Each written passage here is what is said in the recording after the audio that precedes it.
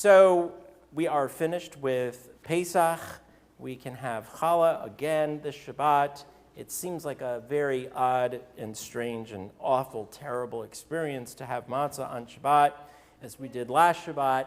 But good news is it's only 1 week out of the year, and since Yom Kippur can never fall on a Shabbat, good news is only once a year do we have to do such a terrible, awful thing as eat matzah instead of challah, which just seems sacrilegious to me. I don't know about you. But it's actually the opposite of sacrilegious if you think about it. So my comment was somewhat like ironic. All right.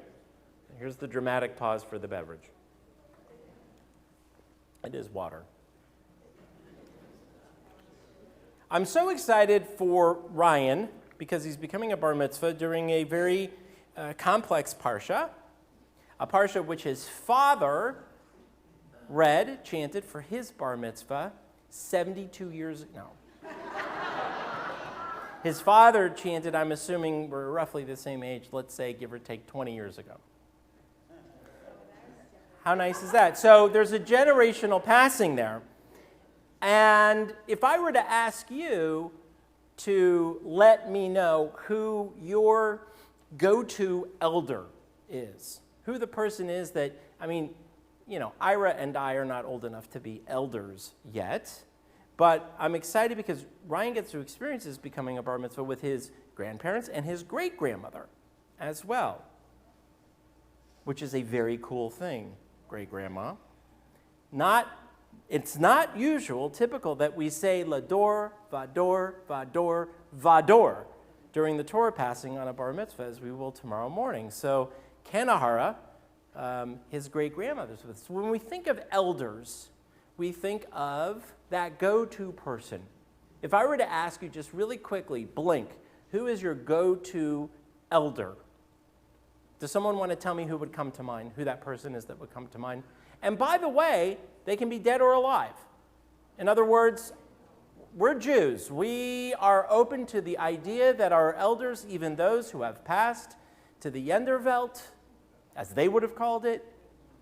For those of you who don't know, Yenderwelt means the world to come.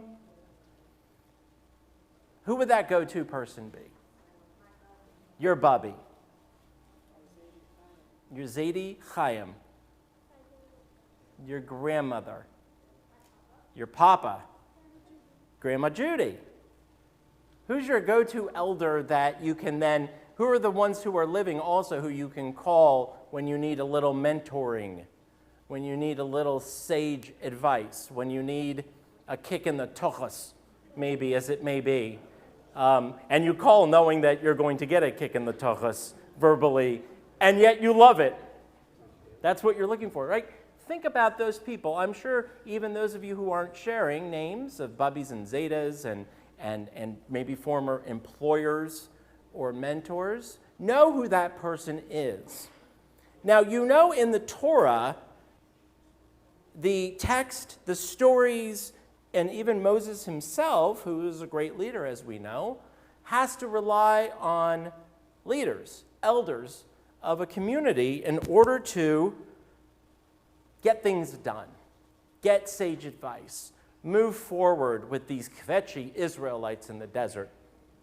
It says, actually, in Jewish tradition, our rabbis teach, beloved are the elders, and if they are young, their youth is secondary to them. We learn that Rabbi Akiva says, Israel, the people of Israel, is compared to birds. Just as birds cannot fly without their wings, so too Israel cannot exist without their elders.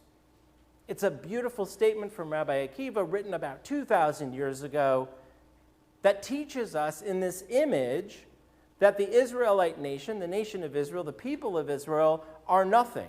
We're grounded, so to speak, without our elders. We can't fly. We can't move forward. We can't progress. We can't become our best selves without our elders, without our wings. And another teaching is that of primary concern to the Jewish people, going back all the way to this week's Parsha, as we're about to learn, at the ordination of their very first religious/ritual leader, who was Aaron, the Kohen Gadol, the high priest, and his sons, is the respect for elders. You never have an installation or an ordination without the elders being gathered to witness it. Now, they're not supposed to speak. They're supposed to watch. Let's learn what happens in this week's Parsha, in Shmini.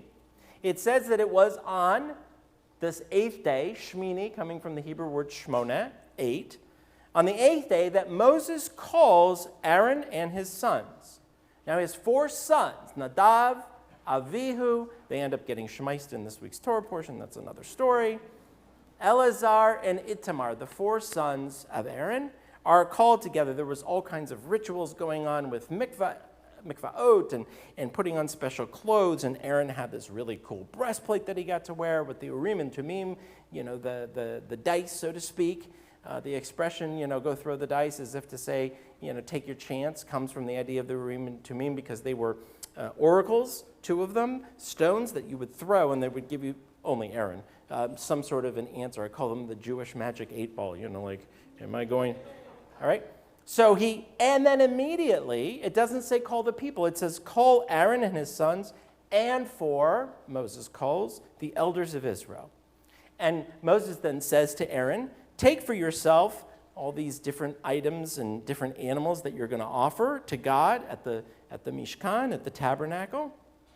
And to the children of Israel you shall speak, saying, take this kind of a goat and this kind of a calf and a sheep, and have them bring offerings. But the most important part is, in this week's Parsha in Shmini, is in that first sentence, that Moses calls the elders together to witness the ordination, the installation of the Kohanim. And so the question is, for any good Torah reader, why call the elders? We are so focused, especially in our generation, that everything has to be done in front of the children and for the children. Do X, Y, and Z ritual in front of the kids. Let the kids have X, Y, and Z experience, or have X, Y, and Z simulation of an event. We're always focused on the kids, and sometimes we do that, and we forget about the elders. So why does Moses not focus on bringing kids together, or the heads of the tribes together, or the Israelites? Why the elders at the initiation of the Kohanim? Rashi, as you know, one of the great Jewish commentators and most important of all time, says that he teaches that Moses summons the elders so that they can hear for themselves that God wants Aaron to serve as Kohen Gadol. In this way, they cannot claim that he is usurping his position. Rashi considers that the elder's role is evidential, not functional. In other words, one of the downsides of having elders, and we know this, those of us who, one of the great blessings of Congregation Beth Israel is we have 13 living past presidents dating all the way back to, I believe, the late 50s, early 60s, who are still alive and still come to board meetings. In fact, last Wednesday, 2 nights ago, we had a wonderful conversation, debate about an issue that is something that we've been discussing. Everyone spoke. Everyone had something to say. And one of our great past presidents, Fran Frazen, was at the board meeting, of course, to hawk the gift cards. And I said at the end of the conversation, having complimented the board on this wonderful debate, this wonderful discussion, it was beyond civil. It was really a beautiful thing to watch, and because it could have gone, And I looked at Fran and I said, I wish I could know what it was like, or what it is like for you to see this through your eyes. Fran was president of the board when the transition and the move to this building was the decision was being made, and it was not a pretty picture for a lot of congregants who lived, breathed their entire lives in Central Phoenix to move up to Scottsdale. And I know it got a little hostile sometimes. And so, like the Parsha is suggesting, sometimes in front of the elders, you want to make sure that they are clearly understanding, because they know the stories, right? They know where the bones are hidden, so to speak. They know what the narrative was before these people were alive. And so Moses does it in front of them so that they can experience that it was God's will, not Moses's, that Aaron should be priest. There's another commentary that shares that the elders are called only according to honor them, just to give them honor. Not all the elders are summoned, this tradition teaches, but only the greatest among them. Their students are not included, since, as we learn in the Talmud, this commentary teaches, we don't honor students when their teachers are being honored. When you're honoring a teacher, you only focus on that teacher, not on the students of that teacher. So the elders are organically part of the chain of authority, and that's why they are there to witness the consecration of the Kohanim and of the Mishkan itself. One of the teachings is that the elders are regarded either as part of the institution itself of the priesthood or of the institution of Torah teaching. In both readings, the elders are indispensable to the initiation of the Kohanim, and I would argue to basically everything that we do. Finally, Rabbi Akiva teaches that the people of Israel needed their elders just as birds needed their wings, to go back to the beginning. In this simile, the elders enable the people to ascend, to fly, even as the divine presence descends toward them. In addition, the elders protect the people from the intensity of their ascent. Elders are there to tell us, you think you're having a hard time? You're not the first. You won't be the last. You think you're struggling? You don't know what struggle is.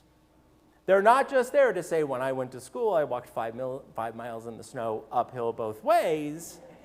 But they're really there, all kidding aside, to tell us, hey, bubble up. Let me give you some perspective. You want to know what struggle is? Do you want to know what fighting is? Do you want to know what pain is? Let me tell you a story. And while, let's be honest, a lot of us can get annoyed when hearing such words from our elders, they are nonetheless filled with truth and deserving of respect. The Torah teaches, the commentary teaches, that the day of this revelation is compared to a wedding. And the joy of that day when the Torah was given, that day when the priests were ordained, that day when the Mishkan, the tabernacle, was finally, as if the switch was turned on and finally in use, the joy of that day, like the union of a bride and a groom, was mixed with lots of emotion and lots of anxiety. And now with this union, because the punchline was when the Mishkan was actualized and the priests were ordained, what happened? God's presence filled the Holy of Holies, the Mishkan. God, remember those words from last few parshiot ago, V'shachanti b'tocham, God dwelled. The Shekhinah dwelled with them. They were creating for the first time a union with God in both physical sense and in spiritual sense. So that joy, you can imagine, witnessing God's presence for the first time, dwelling among them, was mixed with anxiety and drama and emotion. And now with the union of the Shekhinah, with the divine presence with the people of Israel, it would be expressed fully and openly. And so in this parsha we learn, and in this concept of the elders being like wings for us, we learn that we have to have the wisdom and sage advice and presence of our elders in order to be a community, let alone connect with God. And in a generation and at a time where we rightfully so focus so much energy and money and resources on our children, Lador Vador, to teach them, let us not forget the great-grandmothers who attend their great-grandchildren's B'nai Mitzvah, as if to see through their eyes what it means to witness the passing down of a tradition. Their presence, their emotional and spiritual presence, can indeed bring all of us to great heights, like birds with wings who can fly toward the heavens. Shabbat Shalom.